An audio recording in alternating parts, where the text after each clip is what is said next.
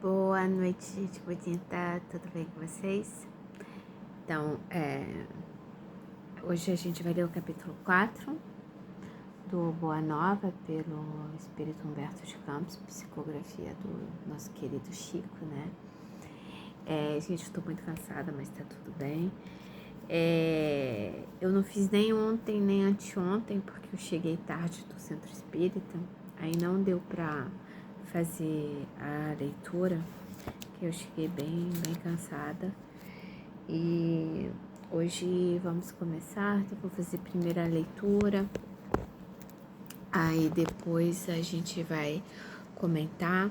Como eu sempre falo, quem não concordar ou achar que eu me equivoquei em alguma colocação, pode falar à vontade, gente, pode ficar, eu sou tranquila, eu sou receptiva, tá? E quem quiser complementar também, fiquem à vontade, tem o espaço dos comentários ali embaixo, pode comentar à vontade.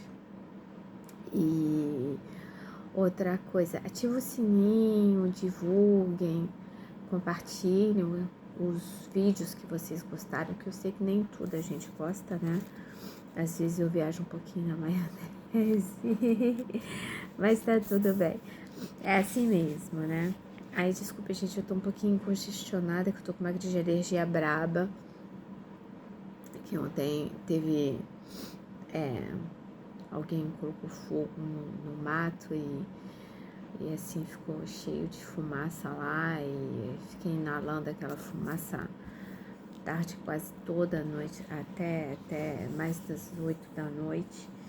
E acabou que tá com um pouquinho a garganta e o nariz. Tô tomando antialérgico, mas ainda tô bem congestionada em relação a isso. Então, o capítulo 4 é um capítulo bem legal também, como todos nesse livro, né? Eu já falei. Não deixem de comprar esse livro, ele é muito bom. Compre, quem gosta de ler pela internet, tem. Quem quer comprar físico, pode comprar também, ele é muito bom. Então, o capítulo 4 é a família Zebedeu. Na manhã que se seguiu à primeira manifestação da sua palavra defronte do Tiberíades, o mestre se aproximou de 2 jovens que pescavam nas margens e os convocou para o seu apostolado.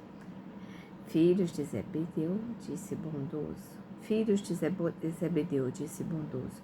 Desejai participais das alegrias da boa nova?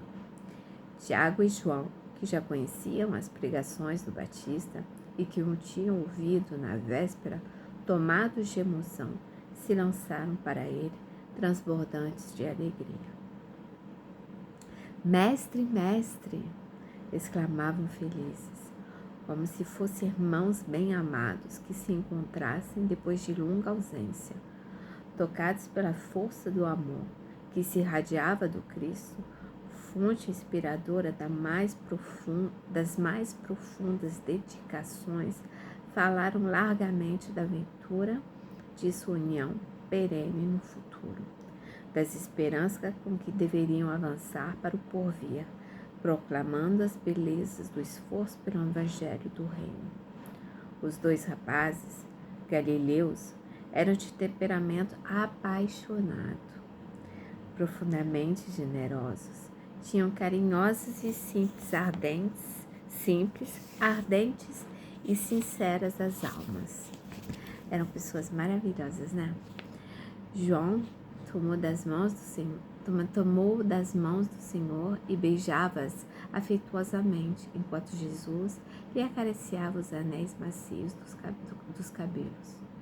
Tiago, como se quisesse hipotecar a sua solidariedade inteira, aproximou-se do Messias e lhe colocou a destra sobre o ombro em amoroso transporte.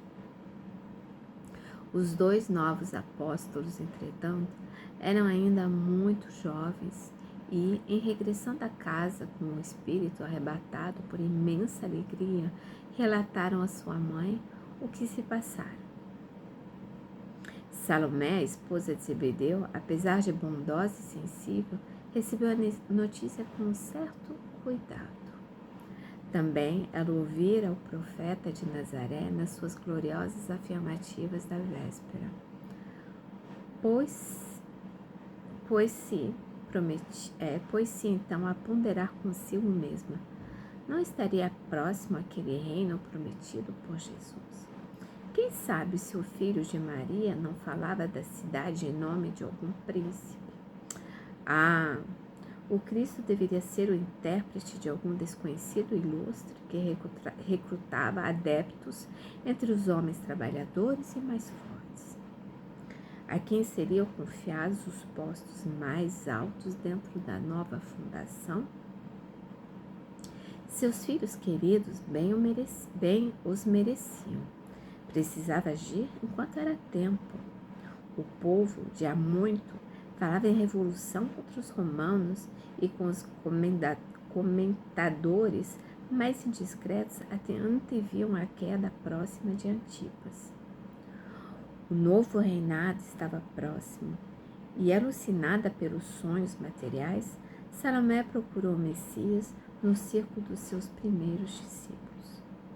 Senhor, disse atenciosa, logo após a instituição do teu reino, eu desejaria que os meus filhos se sentassem um à tua direita e outro à tua esquerda, como as das duas figuras mais nobres do teu trono.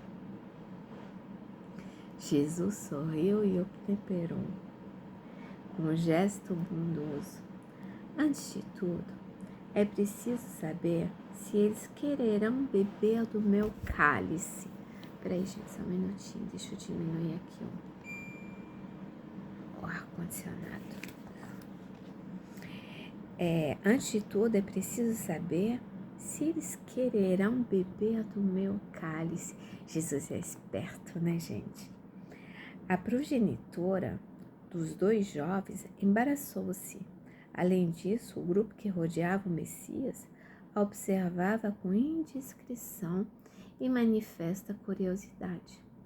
Reconhecendo que o instante não lhe permitia mais amplas explicações, retirou-se apressada, colocando o seu velho esposo ao corrente dos fatos.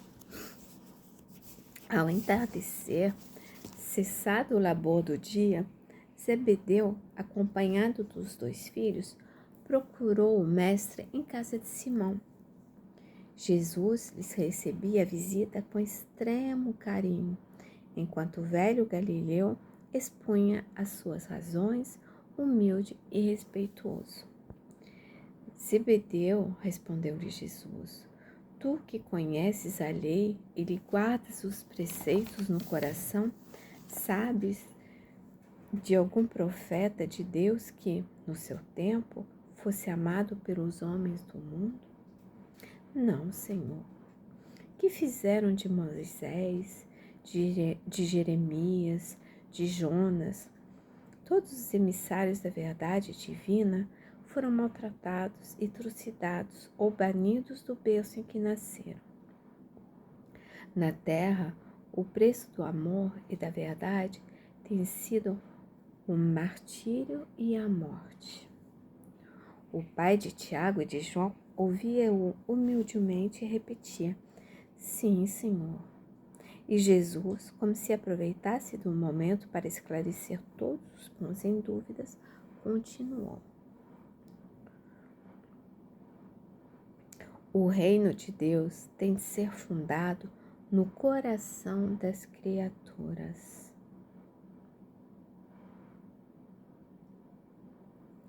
O trabalho árduo é o meu gozo, o sofrimento, o meu cálice, mas o meu espírito se ilumina da sagrada certeza da vitória.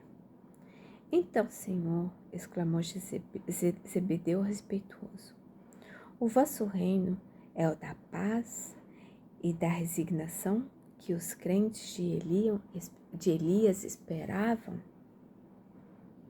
Jesus, com um sorriso de benignidade, acrescentou, a paz da consciência pura e a resignação suprema, A vontade do meu Pai são do meu reino, mas os homens costumam falar de uma paz que é ociosidade de espírito e de uma resignação que é vício de sentimento. Trago comigo as armas para que o homem combata os inimigos que lhe subjugam o coração. E não descansarei enquanto não tocarmos o porto da vitória. Aqui Jesus está falando que enquanto houver esperança, né, ele vai tocar o coração de todos nós, independente que seja, de cada um de nós, 100% de nós. Eis porque o meu cálice agora tem de transbordar de fiel que são os esforços ingentes que a obra reclama. De fel, perdão, deixa eu recomeçar porque eu li mal essa frase. Eis porque o meu cálice agora tem de transbordar de fel, que são os esforços ingentes que a obra reclama. E como se quisesse pormenorizar os esclarecimentos, prosseguiu. Há homens poderosos no mundo que morrem comodamente em seus palácios, sem nenhuma paz no coração, transpondo em desespero e com a noite da consciência os umbrais da eternidade. Há lutadores que morrem na batalha de todos os momentos, muita vez vencidos e humilhados, guardando, porém, complexa serenidade de espírito, porque em todo o bom combatente repousaram o pensamento no seio amoroso de Deus.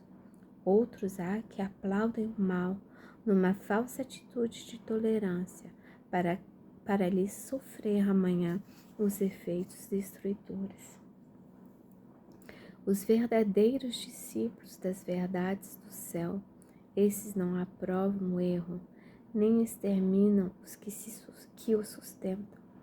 Trabalham pelo bem, porque sabem que Deus também está trabalhando. O Pai não tolera o mal, que o combate por muito amar seus filhos. E o combate por muito amar seus filhos. Vê, pois, Zebedeu, que o nosso reino é de trabalho perseverante, pelo bem real da humanidade inteira. Enquanto os dois apóstolos fitavam em Jesus os olhos calmos e venturosos, Zebedeu contemplava como se tivesse à sua frente o maior profeta do seu povo. Grande reino, exclamou o velho pescador, e dando expansão ao entusiasmo que lhe enchia o coração, disse, ditoso, Senhor, Senhor, trabalharemos convosco, pregaremos o vosso evangelho, aumentaremos o número dos vossos seguidores. Ouvindo essas últimas palavras, o mestre elucidou, pondo ênfase nas suas expressões. Ouve, Zebedeu, nossa causa não é a do número, é a da verdade e do bem. É certo que ela será um dia a causa do mundo inteiro, mas até lá precisamos esmagar a serpente do mal sob os nossos pés. Por enquanto, o número pertence aos movimentos da iniquidade. A mentira e a tirania exigem exércitos e monarcas, espadas e riquezas imensas para dominarem as criaturas. O amor, porém, essência de toda a glória e de toda a vida, pede um coração e sabe ser feliz. A impostura reclama interminável fileira de defensores. Para espalhar a destruição, basta, no entanto, um homem bom para ensinar a verdade de Deus, exaltar-lhe as vitórias eternas, confortando a infinita legião dos seus filhos. Quem será maior perante Deus? A multidão que se congrega para entronizar a tirania, esmagando os pequeninos, ou um homem sozinho e bem-intencionado que, com um simples sinal, salva uma barca cheia de pescadores. Caraca! Empolgado pela sabedoria daquelas considerações, Zebedeu perguntou: Senhor, então o Evangelho não será bom para todos? Em verdade, replicou o mestre, a mensagem da Boa Nova é excelente para todos nós. Porém, nem todos os homens são ainda bons e justos com ela. É por isso que o Evangelho traz consigo o fermento da renovação. E é ainda por isso que deixarei o júbilo e a energia como as melhores armas aos meus discípulos. Exterminando o mal e cultivando o bem, a terra será para nós um glorioso campo de batalha. Se um companheiro cair na luta, foi o mal que tombou, nunca o irmão que, para nós outros, estará sempre de pé. Não repousaremos até o dia da vitória final. Não nos deteremos numa falsa contemplação a Deus, à margem do caminho, porque o Pai nos falará por intermédio de todas as criaturas trazidas à boa estrada. Estaremos juntos na tempestade, porque aí a sua voz se manifesta com mais retumbância. Alegrarnos-emos nos instantes transitórios da dor e da derrota, porque aí o seu coração amoroso vos dirá: vem, filho meu, estou nos teus sofrimentos com a luz dos meus ensinos. Combateremos os deuses dos triunfos fáceis, porque sabemos que a obra do mundo pertence a Deus, compreendendo que a sua sabedoria nos convoca para completá-la, edificando o seu reino de venturas sem fim, no íntimo dos corações. Bonito, né? Jesus guardou silêncio por um instante. João e Tiago se lhe aproximaram magnetizados pelo seu olhar enérgico e carinhoso. Zebedeu, como se não pudesse resistir à própria emotividade, fechara os olhos com o peito oprimido de júbilo diante de si. Num vasto futuro espiritual, via o reino de Jesus desdobrar-se ao infinito. Parecia ouvir a voz de Abraão e o eco grandioso de sua posteridade numerosa. Todos abençoavam o Mestre num hino glorificador.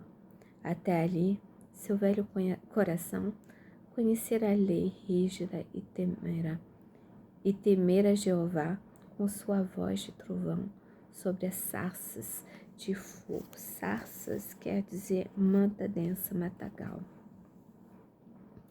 Jesus lhe revelara o Pai carinhoso e amigo de seus filhos, que acolhe os velhos, humildes e os derrotados da sorte com uma expressão de bondade sempre nova. O velho pescador de Cafarnaum soltou as lágrimas que lhe rebentavam do peito e ajoelhou-se, adiantando-se-lhe. Jesus exclamou: Levante-se, Zebedeu. Os filhos de Deus vivem de pé para o bom combate. Avançando então dentro da pequena sala, o pai dos apóstolos tomou a destra do mestre e a umedeceu com suas lágrimas de felicidade e de reconhecimento, murmurando: Senhor, meus filhos são vossos. Jesus, atraindo-o docemente ao coração, lhe afagou os cabelos brancos, dizendo: Chora, Zebedeu, porque as tuas lágrimas de hoje são formosas e benditas. Temias a Deus, agora o amas. Estavas perdido nos raciocínios humanos sobre a lei. Agora tens no coração a fonte da fé viva. Emocionante final, né? Gente, como Jesus é fabuloso. Ele é muito fabuloso, gente. Não tem como falar. As colocações dele, como ele vem dialogando com as pessoas, né? A paciência que ele tem, a calma que ele tem para explicar, a sabedoria, né? Gente, eu quase chorei aqui no final, porque eu achei muito emocionante essa parte do Zebedeu, né? Abraçar Jesus, né? Porque é como eu falo, desde o início que a gente começou esse livro, como eu me pergunto como devia ser a gente estar ao lado do mestre, né? A gente sentir aquele magnetismo dele, aquela luz que vinha dele, aquela força interna, mas ao mesmo tempo aquela expansão de amor, aquele carinho, aquela generosidade que ele tinha para com todo mundo, a paciência que ele tinha. A gente vê aqui que a mãe dos meninos, tadinha, ela não tinha entendido nada, né? Ela não esperou, ela não parou para escutar Jesus. É aí que a gente vê a diferença entre Zebedeu e sua esposa, né? Salomé, né? Ela não para ouvir Jesus. Ela não para conversar com ele, para entender, né? Para entender o que realmente era o reino, né? O reino dele. E como é que é o nome dela mesmo agora? Esse nome é? Oh, gente. Salomé. Eu e nome não adianta, não adianta. Então, assim, a gente vê que Salomé ainda tá enraizada, né? O coração dela não tá pronto a 100% para entender, receber as palavras de Jesus, a sabedoria de Jesus, igual Zebedeu estava. Zebedeu estava pronto. Zebedeu estava pronto para entregar seus filhos à obra de Deus. E ele, pacientemente, foi lá conversar com Jesus e escutou o que Jesus tinha a lhe dizer, né? E claro que a gente tem o ponto de vista histórico, né? Mas, assim, esse capítulo, acho que ele chama a gente, esses encontros que nesse livro tem com Jesus, nos chamam para uma reforma íntima. Até que ponto os nossos corações estão como o coração de Zebedeu, abertos para receber Jesus, para receber a boa nova. A Salomé representa as nossas dúvidas, né? As nossas resistências. Vamos pensar assim, Salomé, os meninos se entregam de corpo e alma, né? Então são aqueles espíritos que estão prontos, né? Para a tarefa, né? São aqueles que hoje a gente fala que vem com chip, né? Eles estão prontos para entrar na tarefa de Jesus. Salomé é aquela que ainda tem as dúvidas, que precisa da reforma íntima, né? Que é resistente de uma certa forma, porque ela vê o materialismo antes da espiritualidade, né? O materialismo passou para ela à frente. Então, ela queria um sentado à direita e o outro à esquerda de Jesus.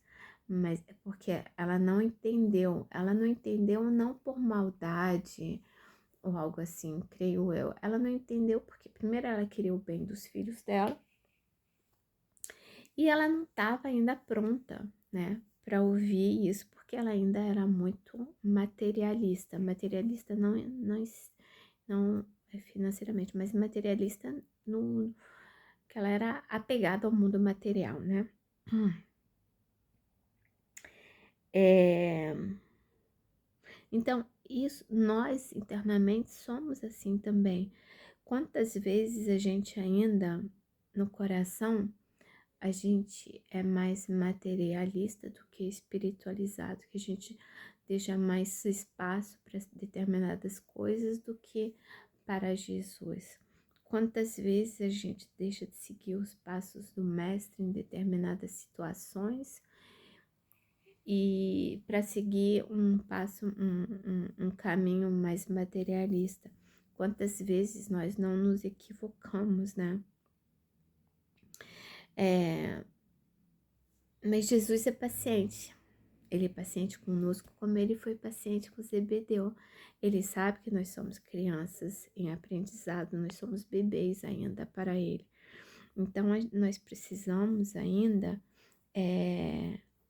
crescer, evoluir, nos melhorarmos, mas Jesus, ele não exige nada da gente. Ele respeita o nosso tempo, ele nos convida, ele faz aquele sininho da consciência tocar, né? Ele não nos julga. Nós precisamos ter a consciência que nós precisamos, que nós temos que nos transformar, isso é certo. Nós precisamos da nossa reforma íntima, né? Como a gente sempre fala, principalmente no espiritismo, né? A nossa reforma íntima é uma transformação silenciosa, porque é praticamente um dia a gente vai dormir de um jeito e o dia seguinte teve aquele estalo e tem algumas coisas no lugar, né?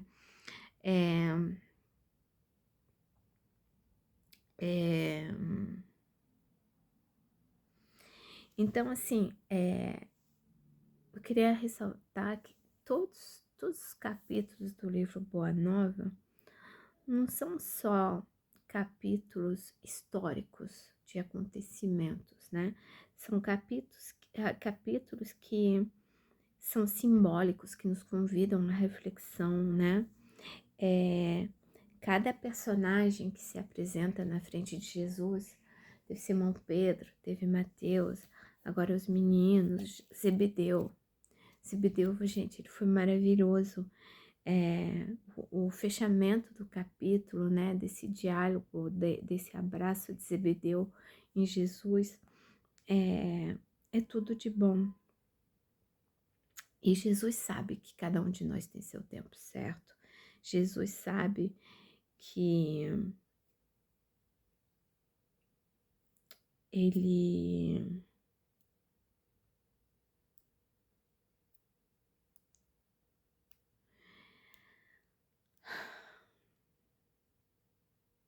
a gente tem a nossa renovação, né? E ele nos respeita. Ele respeita o nosso tempo, por isso nós temos o livre-arbítrio, né? Nosso Pai nos deu o livre-arbítrio para que a gente possa usá-lo, né? Obviamente, nós temos direito às escolhas. E Jesus entende, às vezes, que nós estamos equivocados. Eu imagino que ele deve, de vez em quando, ficar, poxa, ainda não aprendeu, mas não com maldade, mas assim, com aquele tom, poxa, eu queria tanto que aquela pessoa já tivesse aprendido essa lição, mas não tá conseguindo, ainda não conseguiu, ainda não aprendeu, ainda continua cometendo os mesmos erros, os mesmos equívocos. E eu acho que de uma certa forma, ele deve ficar assim, poxa, né? Poxa, podia ter aprendido já, mas não aprendeu. Mas tudo bem, Jesus é paciente com a gente, porque a gente não é com os outros e nem conosco. Eu não sou paciente nem comigo, então imagina com os outros. Não tem paciência, eu tenho paciência zero comigo. Comigo ela é zerada, com os outros é um pouquinho melhor, mas Eu sou a minha primeira julgadora, gente. Eu sou, quem acredita no horóscopo, eu sou uma virginiana que se coloca lá na parede e fala, olha só, tu é uma Zé Ruela, mas eu zero esquerda. Então, assim, eu sou a primeira a me julgar, me cobrar, e é o que eu sempre falo, eu me cobro o suficiente para ninguém me cobrar nada. Então, eu tenho isso também. Mas Jesus, ele não nos cobra. Ele não é igual a gente, né? Ele não cobra nada da gente. A gente pode pensar também, nesse capítulo, sobre aquela parte do Evangelho que fala sobre ser de perfeitos, né? Que eu acabei de falar, nós ainda não somos perfeitos, estamos longe da perfeição. Mas a gente tenta, né? Reconhece-se o bom espírita, né? Todo mundo conhece esse capítulo, né? Essa frase, né? Reconhece-se o bom espírita pela seu empenho, né? Em domar as suas má tendências e, enfim, etc, etc e tal. Vocês sabem que eu não conheci nada de cor, né? Nem me pergunte qual capítulo que é. Perdão, que eu não vou saber. Deixa eu pegar água. Eu tô muito rouca, gente. A garganta tá coçando muito. Por causa daquela fumaça toda que eu inalei ontem. E aí a gente tem que pensar também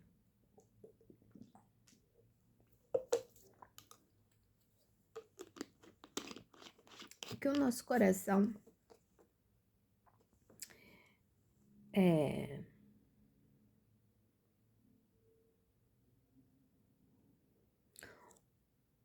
até que ponto o nosso coração tá pronto? O que eu tenho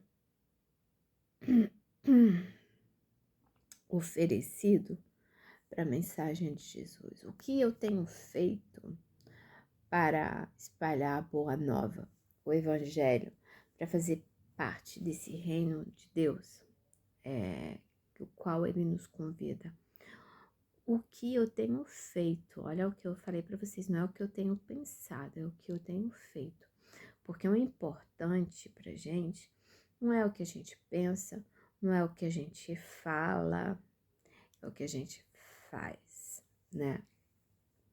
Então, não adianta conhecer toda a literatura espírita, toda a literatura cristã de cabo a rabo, toda a literatura da Torá, enfim, qualquer livro sagrado, não importa a religião, não importa saber de cor a Torá, a Bíblia protestante, o Evangelho segundo o Espiritismo,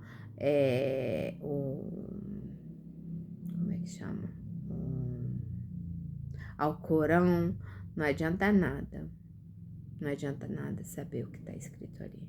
Não adianta conhecer cada linha, cada palavra, saber a ordem certa, saber onde está isso, está aquilo, se a gente não faz nada com aquilo. Aquilo ali, ó, se a gente não faz nada, é simplesmente pegar e jogar no lixo, porque não adianta. Então, assim, não adianta a gente não deixar as palavras de Jesus falarem conosco, entrarem em nossos corações.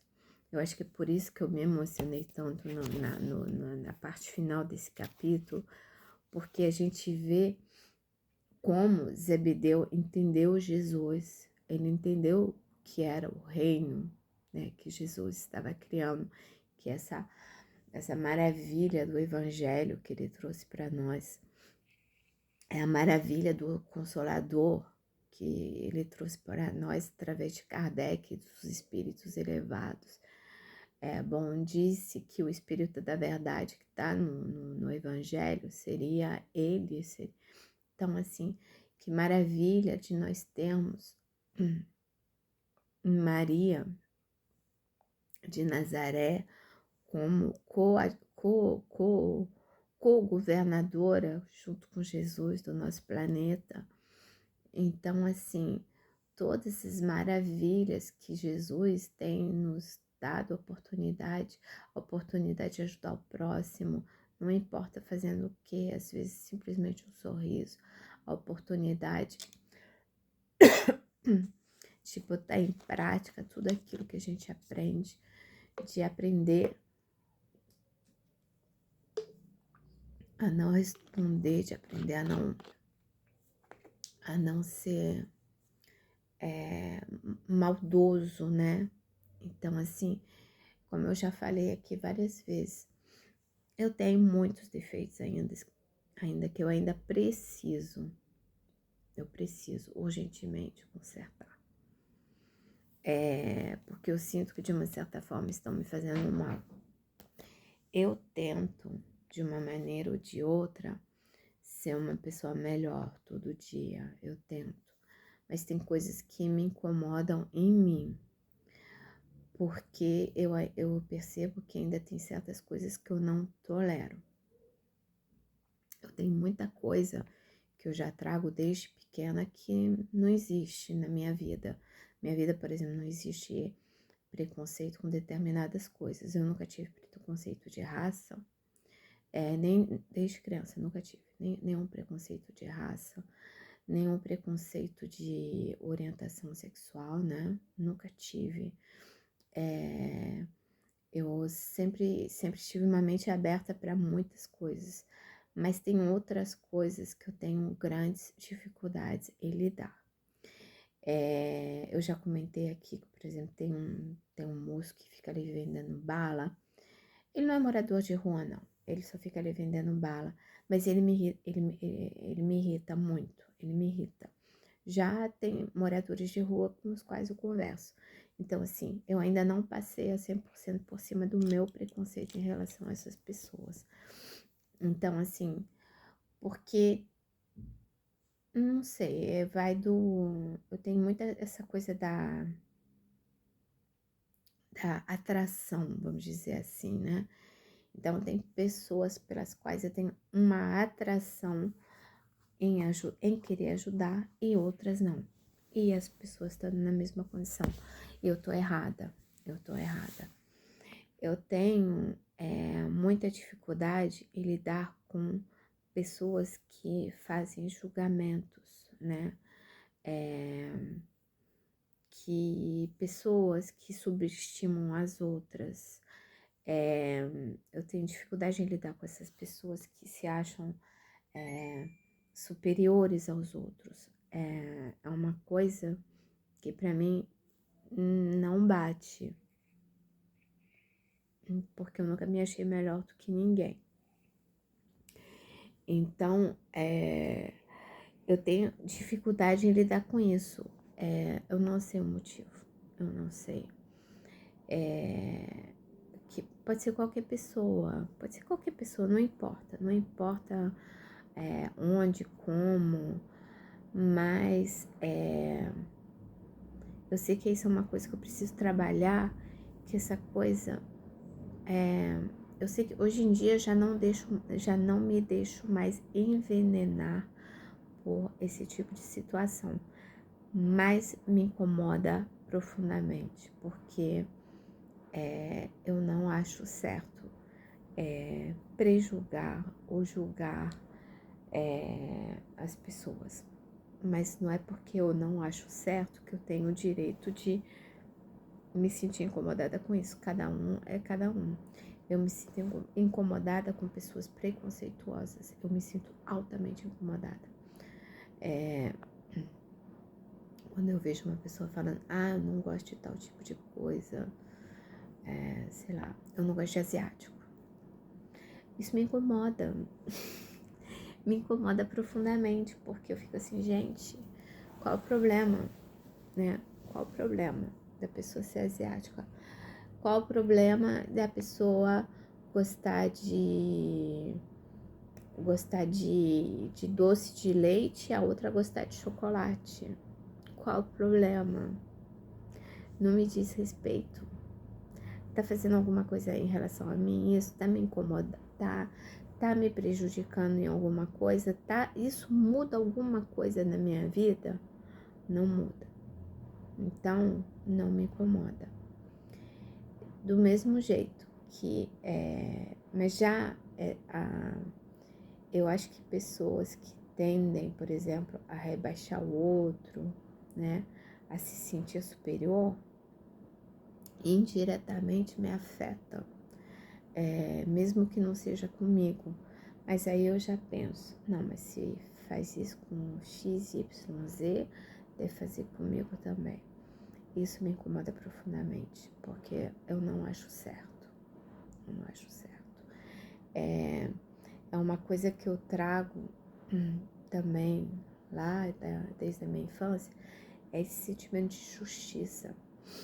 E meu avô colocou isso ainda mais enraizado dentro de mim, porque meu avô era uma pessoa que falava assim: eu vou dar esse elástico para minha neta Celine, mas eu vou dar o mesmo elástico para minha neta Kelly e o mesmo elástico para minha neta Valerie. Então, meu avô me ensinou isso. Isso para mim é uma questão de justiça, é tudo igual para todo mundo. Ele vai te dar ele dá um alfinete para cada um. Então, era tudo igual. Meu avô, nisso, era uma coisa assim que eu aprendi muito com ele. Eu sempre falo dele porque realmente eu aprendi muito com ele. Eu era muito ligada a ele. Meu avô era aquela pessoa que falava: você não tem direito de fazer diferença entre ninguém. É todo mundo igual. É todo mundo igual. Se X vai ganhar uma garrafa de água, Y vai ganhar a mesma garrafa de água. E ele me ensinou toda a base que eu tenho dentro de mim do Evangelho, apesar de eu ter feito catequese, tudo bem antes, foi meu avô que plantou a semente no meu coração. Porque ele falava: não pode julgar, não pode ser maldosa, não pode fazer os outros aquilo que você não gostaria que fizesse com você. Meu avô falava assim, dessa maneira: você não pode fazer aos outros aquilo que você não gostaria que te fizesse. A gente sabe que no Evangelho, faça aos outros aquilo que você gostaria que fizesse com você. É só a forma de falar que é diferente, mas é a mesma coisa. Meu avô olhava para mim e falava: tem que pensar antes de falar as coisas. Reflita se isso é importante ou não ser falado. Se isso vai agregar alguma coisa, se isso vai mudar alguma coisa ou não. Se isso vai machucar ou não. Então, isso eu venho desde criança tentando viver o Evangelho. Mesmo não sendo espírita, que eu fui ser espírita há 15 anos atrás. Então, até 15 anos atrás, eu não era espírita. Eu não tinha mais religião. Eu fui católica há muitos anos. Tentei voltar para a igreja católica, mas não me identificava. E eu fiquei muitos anos sem religião, rodando que nem barata tonta, procurando algum lugar onde eu me encaixasse. Eu me encontrei no espiritismo há 15 anos atrás. Mas eu percebi que eu já era espírita muito antes de ser espírita. Eu já era franciscana muito antes de saber tudo isso. Mas é o que eu falo. Apesar de tudo isso, apesar de todos esses aprendizados que eu venho, que eu tive ao longo da minha infância com meu avô, com meu pai também, algumas coisas, né, na família em geral, eu ainda tenho dificuldades com determinadas coisas. E eu não tô certa, porque eu não gostando de uma pessoa que julga, automaticamente estou julgando a pessoa. Eu tô fazendo a mesma coisa. Ou às vezes até pior. Às vezes até pior. Então, porque eu tô consciente daquilo que eu tô fazendo. Eu tenho consciência. eu tenho consciência desse julgamento que eu tenho com essa pessoa, igual não gostar de pessoas que são preconceituosas. Eu tenho pavor disso. Então, eu tô julgando a pessoa. Eu não tô sendo amorosa e cristã como Jesus gostaria. Eu tinha um amigo que ele era muito preconceituoso em relação a homossexuais, principalmente se fossem homens. Aquilo me deixava louca, gente. Aí eu falava pra ele, é um absurdo. Eu tacava pedra nele, literalmente, né? Literalmente não, sentido figurado, né?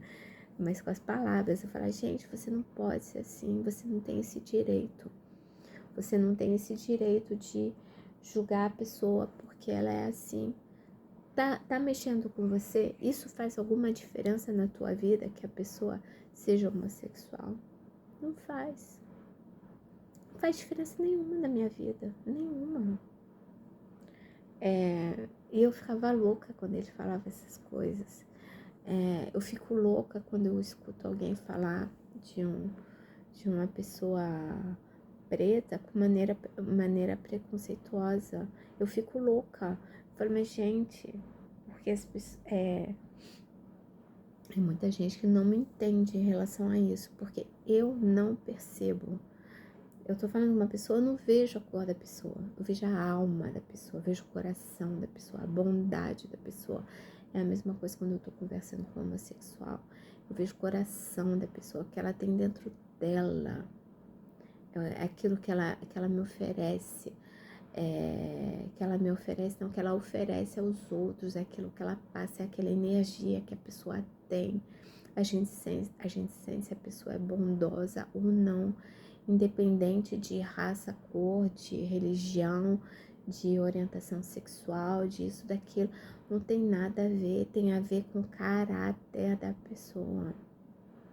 A pessoa até bonita, mas pode ser a pessoa mais infame do planeta, eu vou rejeitar.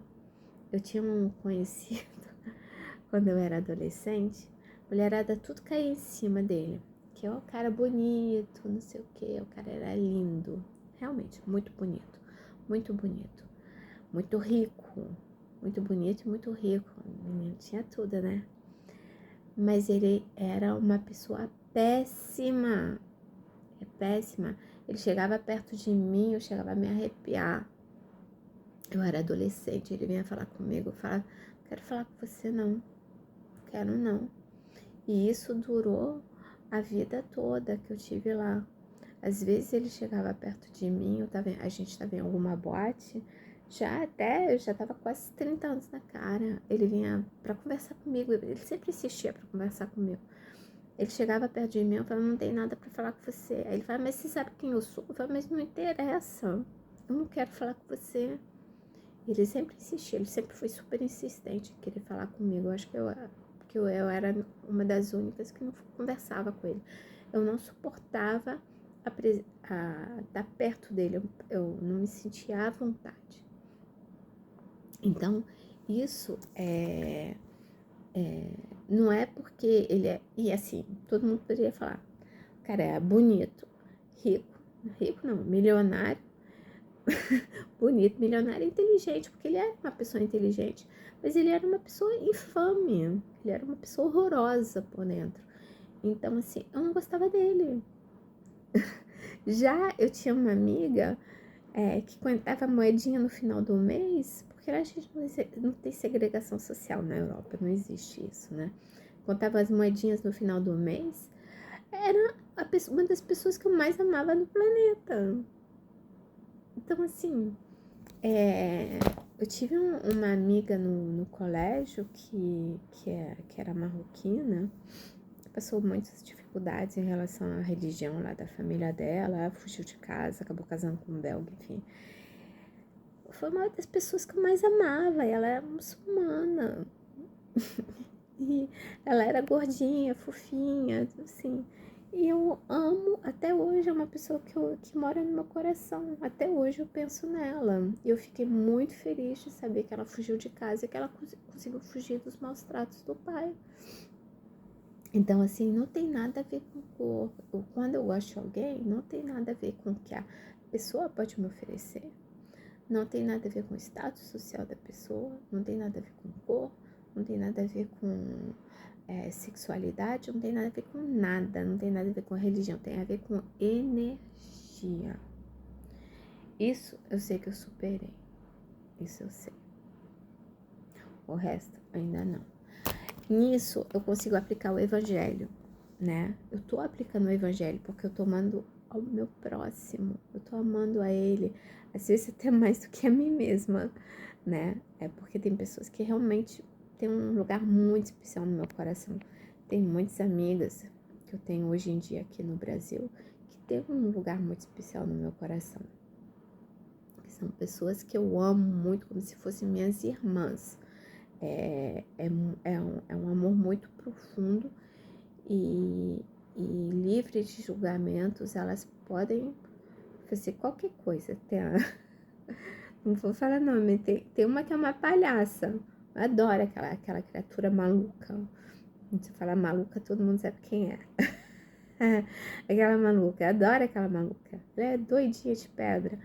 Aí tem a outra lá que parece fortuna, mas ela não é forte, é uma manteiga derretida. Adoro aquela criatura. Aí tem a outra que é uma fofa, uma gostosa, uma pessoa que eu amo de paixão. Então, assim, eu tenho várias amigas, todas diferentes, nenhuma é igual. Mas eu amo todas, como se fossem realmente minhas irmãs. E são todas diferentes. Todas têm um jeito, todas têm isso. E eu gosto delas com os defeitos delas, tá? Isso que é muito importante, com os defeitos, com as qualidades. Mas tem pessoas que eu ainda não consigo aceitar determinadas coisas, né? E é isso. E Jesus, ele chama a gente para essas reflexões. Até que ponto nós estamos cumprindo com a nossa parte do Evangelho? Nós estamos cumprindo com a nossa parte da Boa Nova. A gente tem que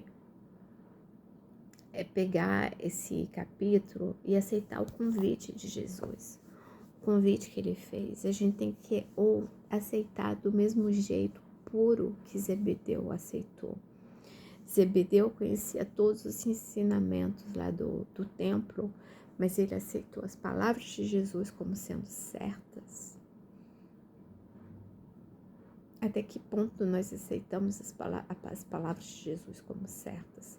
Nem sempre a gente aceita, nem sempre a gente entende, nem sempre a gente coloca em prática e a gente precisa praticar. Não adianta a gente saber, a gente entender e não colocar em movimento. Precisa colocar em movimento, a gente precisa se doar mais. Não importa quem seja, não importa como. Então, todos nós temos as nossas limitações, as nossas barreiras.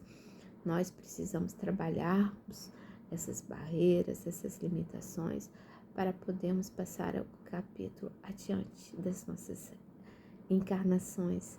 Que a gente, na próxima encarnação, a gente que tá com menos dívida, né? Porque vai ter ainda umas dívidazinhas pendentes. Isso aí é certo.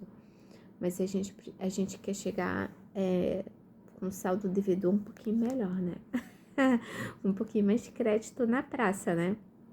Quem não quer crédito, né? Então, assim, vamos fazer a nossa parte, gente. Vamos tentar, vamos aceitar o convite de Jesus, porque aqui cada capítulo é muito simbólico, é um convite muito importante. Vamos abraçar Jesus do jeito que Zebedeu abraçou Jesus, com todo o amor, com todo o carinho, se entregou de corpo e alma. Ele entregou a alma dele a Jesus, o espírito dele a Jesus. Ele reconheceu que era isso que ele estava precisando, que era isso que faltava na vida dele. E nós precisamos perceber o que ainda está faltando em nossas vidas, em nossas existências, para nós estarmos plenos e juntos com Jesus da maneira adequada, como a gente precisa estar, né? A gente sabe que Ele não abandona a gente que abandona Ele. Então vamos tentar não abandonar Jesus e não nos abandonarmos para seguir a nosso Mestre. Porque quando a gente segue o nosso Mestre, nós não nos abandonamos, nós nos damos uma nova chance, uma chance de continuar, uma chance de seguir adiante, uma chance de recomeçar se for necessário, quantas vezes forem necessárias. Eu acho que eu falei demais, que a minha voz está indo embora de vez. Então vamos fazer a nossa prece, vamos refletir, vamos ser um pouquinho mais zebedeu, estarmos atentos a Jesus e seguir em frente, né? Então agora vamos agradecer a espiritualidade amiga pela oportunidade de leitura, que nós possamos levarmos conosco, no nosso coração, esse encontro tão lindo, tão profundo entre Zebedeu e Jesus, que ele possa nos trazer a vontade de trilharmos cada vez mais nos passos do Mestre, trilharmos o caminho que é o certo, que ele nos reaproxime de Jesus, do nosso querido Mestre, nosso irmão, daquele que olha por nós, daquele que nos guia, daquele que ilumina os nossos passos, daquele que nos abraça quando precisamos, que nos carrega em seu colo quando necessitamos, daquele que nos oferece o seu ombro amigo para que nós possamos chorar e descansar, daquele que nos dá a fonte viva, a boa nova, aquele que é o nosso caminho, a verdade e a vida. Que possamos sermos gratos por termos a oportunidade de termos acesso a essa literatura tão maravilhosa que nos aproxima sempre de nosso querido Mestre. Agradecemos a Maria Santíssima, essa mãe amorosa, maravilhosa, que também sempre está disposta a nos ajudar, se empenhando cada vez mais os nossos irmãos tão necessitados. Agradecemos ao nosso Criador, agradecemos ao nosso querido mentor e aos mentores de nossas casas, de nossa casa espírita, por estarem perto de nós, nos ajudando, nos acolhendo, nos amparando nos momentos difíceis e nos momentos felizes também. Pedimos que todos os nossos lares sejam protegidos pelos nossos mentores, aqui em casa, pelos irmãos franciscanos, que eu sei que estão aqui, provavelmente na casa de cada um também. Há uma pleida de espíritos benfeitores protegendo os seus lares. Que toda e qualquer energia negativa que possa estar incrustadas nas paredes de nossos lares sejam desfeitas nesse momento. Que cada pessoa que se encontre debaixo do nosso teto também, nesse momento, possa ser tocado pelo amor de Maria Santíssima, tocado pelo amor de Jesus Cristo. Que cada um de nós possa ter uma boa noite de sono, se quem for assistir à noite, e quem for assistir de manhã, que tenha um excelente dia, um bom dia de trabalho, com muita proteção, com muita luz, com muito amor de Jesus, protegendo a cada um de nós, protegendo a cada um de nossos familiares, dos nossos amigos, dos nossos vizinhos, dos nossos colegas de trabalho. Que possamos agora pedir a permissão para fazermos um Pai Nosso, enquanto nossas águas em nossos lares serão fluidificadas. Pai nosso que estais nos céus, santificado seja o vosso nome. Venha a nós o vosso reino. Seja feita a vossa vontade, assim na terra como no céu. O pão nosso de cada dia nos dai hoje. Perdoai-nos as nossas ofensas, assim como nós perdoamos a quem nos tem ofendido. não nos deixeis cair em tentação, mas livrai-nos do mal. Ave Maria, cheia de graça, o Senhor é convosco. Bendita sois vós entre as mulheres, e bendito é o fruto do vosso ventre, Jesus. Santa Maria, Mãe de Jesus, rogai por nós, pecadores, agora e na hora de nosso desenlace. Graças a Deus, que nosso espírito e os nossos corpos sejam fortalecidos pelo amor de Jesus Cristo. Que assim seja. Graças a Deus. Graças a Deus. Beijos para todos. Não esqueçam de ativar o sininho. Pode comentar. Gostei, não gostei. Tá mais ou menos. Ah, você falou isso é besteira. Falou isso errado. Tá? Pode falar. Pode falar. Eu aceito. Tá bom, gente? Muito obrigada por me assistir. Fiquem com Jesus em seus corações. Boa noite para todos.